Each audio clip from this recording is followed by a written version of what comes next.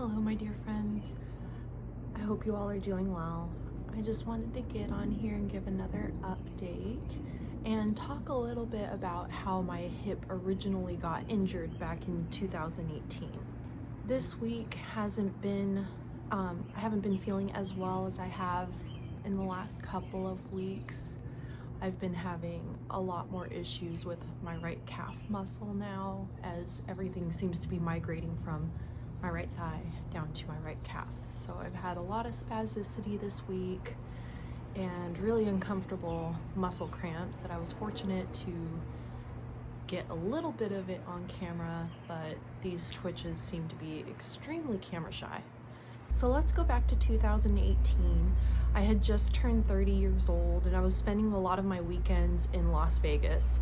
At this time, I was living in Big Bear, California, which is the mountains, and I was working for US Bank at that time.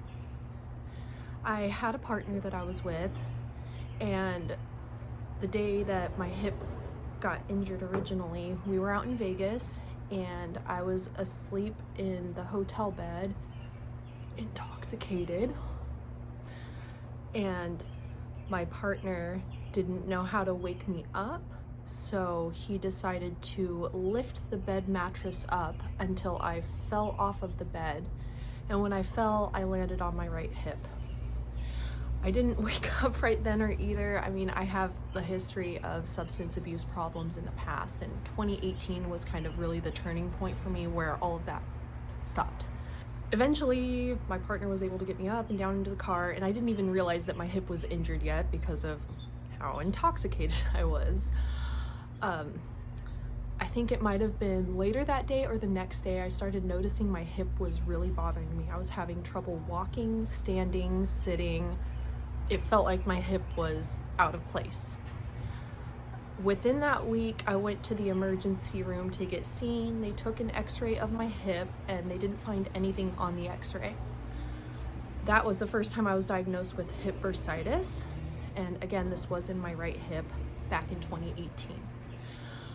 As time went on, I was still with this partner. I did not know that he had thrown me out of the hotel bed in Vegas, and that's how my hip had gotten hurt. I was wondering why my hip was hurting so much, why all of a sudden out of nowhere I was having all this hip pain, and eventually a few months later he told me what he had done, that he had thrown me out of the hotel room bed to wake me up.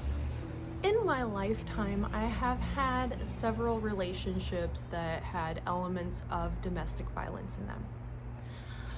I was not well prepared to deal with this stuff, and my partner at the time had other sort of red flags, and I was just beginning to check out from everything because I was in so much pain.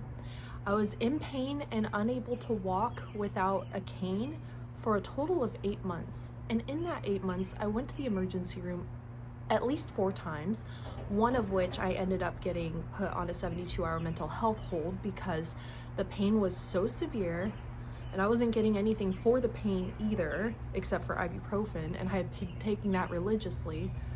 And the pain was so severe that night, and on that day, I went to 3 hospitals. So I went to the emergency room in Big Bear, and then I went to the emergency room down in Loma Linda or San Bernardino, Redlands, somewhere like that. And from there, they transferred me to the BMC in Loma Linda. I spent 72 hours there, and I was labeled a fall risk. And it was horrible, honestly. Some of the darkest times of my life. When I eventually got out of the hospitals and back, I still wasn't getting any pain relief, and that was when my drinking kind of took a turn. It was somewhere in the middle of 4 and 8 months where it really took a turn, and that day when I went to the 3 hospitals, I had been drinking so much alcohol to try to relieve the pain that I was telling people that I couldn't handle the pain anymore and that I needed help. Eventually I got out and went back home, and I was still in pain, and honestly I was starting to believe that it was all in my head. And eventually I left that relationship, I left California, I came back up to Washington, and I started living with my sister. And during that time, I was reconnecting with my yoga practice because I was like, if there's nothing wrong with me that the doctors can see, then there's no reason why I shouldn't be working out and trying to at least reconnect with myself.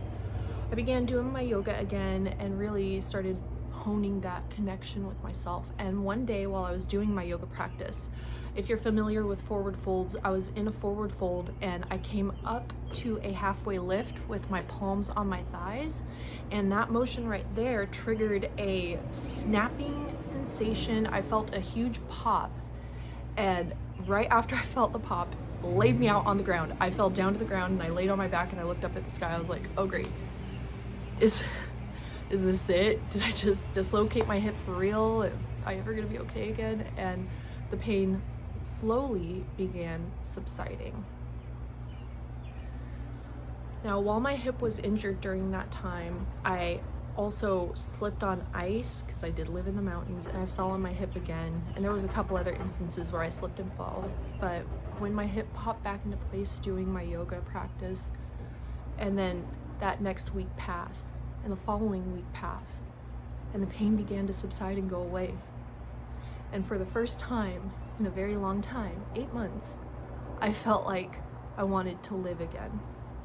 Because during those 8 months, I couldn't deal with it. The pain was so severe that nothing I could do would relieve it. And I mean nothing. I tried many things. But when the pain finally went away, I was like, I'm gonna do everything that I can to make sure that my body is so strong enough to where this will never happen to me again. And in 2020 was when I decided I was going to take a yoga teacher training. Initially, I wanted to go out to Bali, but I found an online yoga teacher training, and I took those classes and graduated, and I really focused that time on rebalancing out every imbalance in my body. So my left side was strong, my right side was strong. I have pictures to prove how strong my right side was at certain points right here.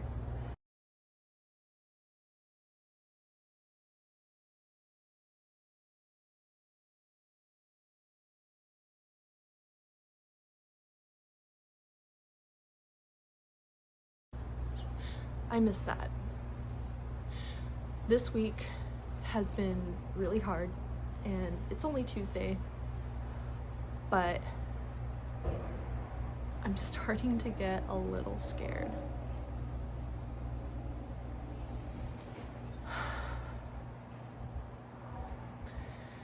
And that's just me being real. I'm putting on a smile and a brave face, but deep down, I'm scared. But I still have faith and hope that I'm going to be okay, that I'm going to be completely healed one day, and this will all be just some messed up memory of my past.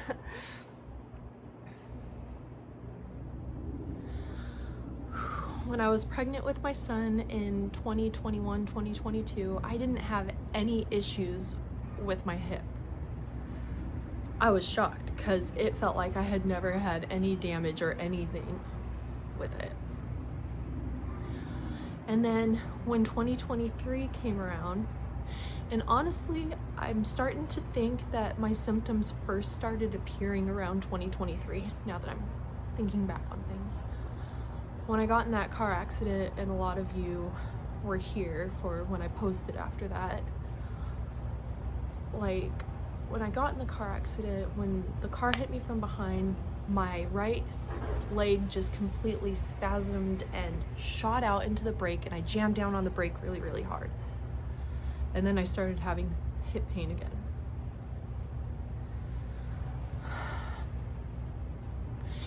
And then the hip pain, it came up like maybe a week or so after the accident, and it lasted for about 3 or 4 months.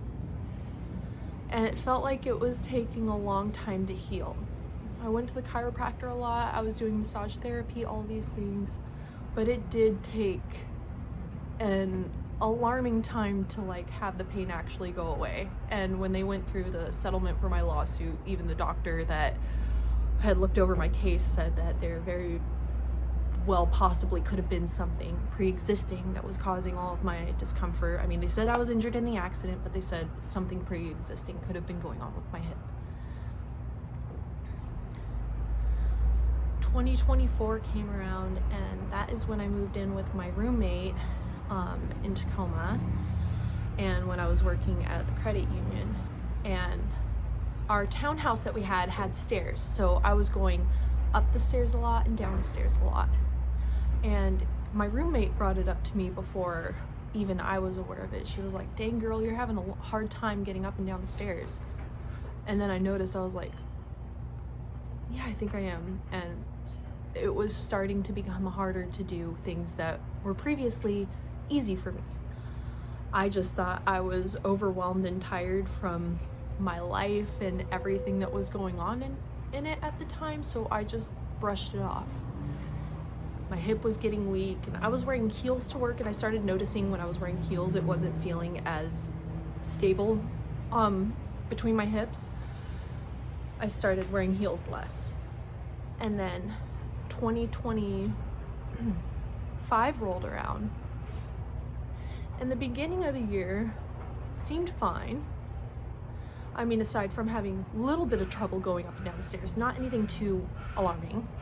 But then as the year went on, I started doing more hiking, I started working out more, going for more walks, and I was having difficulty doing walks that previously were no issue to me.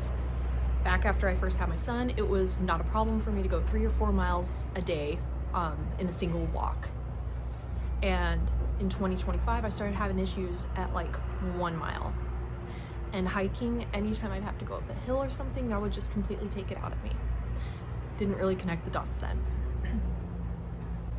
And then in around June or July, I started going back to the gym to try to really start building my strength up. And every time I went to the gym, I would be so exhausted afterwards, and it would take me more than 3 days for my muscles to feel recovered enough to go back to the gym and work out again. And that's odd, because I used to go to the gym all the time, like 2016, 2015, I was really focused on my health, and I used to go to the gym a lot. And when I went to my yoga teacher training, I was doing yoga 2 hours a day. And now I can barely do 20 minutes at the gym. And then suffer the rest of the week. And then be mad at myself that I'm not using my gym membership because I'm getting so exhausted every time I go. And then 2025 went on, and it just kept getting more and more. Every time I went for a walk, I'd just be so tired. I'd have to sit down on the couch and rest for hours, sometimes even days. And I didn't even realize how fatigued and exhausted my body was until like now. And then Christmas Eve happened when I fell down the stairs because my hip was not stable. And then as of January, here we are. And January was starting to get bad. February or March was when the fasciculations started. And now I'm having severe wasting. And yeah, it's just a lot to take in. I have so many things that like I want to do, and so many videos that I want to publish and get out there, but these days I'm just really tired because something's going on in my body. Something's happening, something's changing. And thank goodness we only have 8 days now till my EMG, and hopefully we'll know more then. I hope you all are doing well.